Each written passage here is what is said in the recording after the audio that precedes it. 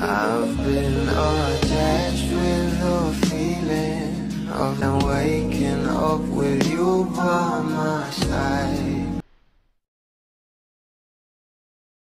Alam naman natin na pagkatapos nga ng event ng ASAP sa Milan ay talaga namang nag-road trip nga ito ang ating Bel Mariano kasama si Donnie Pangilinan at kasama nga rin nila itong si Inigo Pascual, Eric Santos, Darren Espanto at AC Bonifacio na kung saan nag-ikot-ikot nga sila sa Milan, Italy.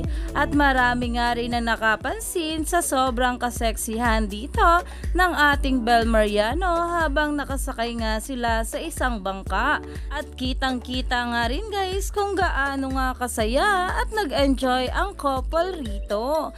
At talaga namang pinag-usapan pa nga ang bawat larawan ng Don Bell together. Pero ito na nga guys ang pag-uusapan natin ngayon. Ang ngayon nga lang nating nakita na larawan ng ating couple habang nasa Milan, Italy.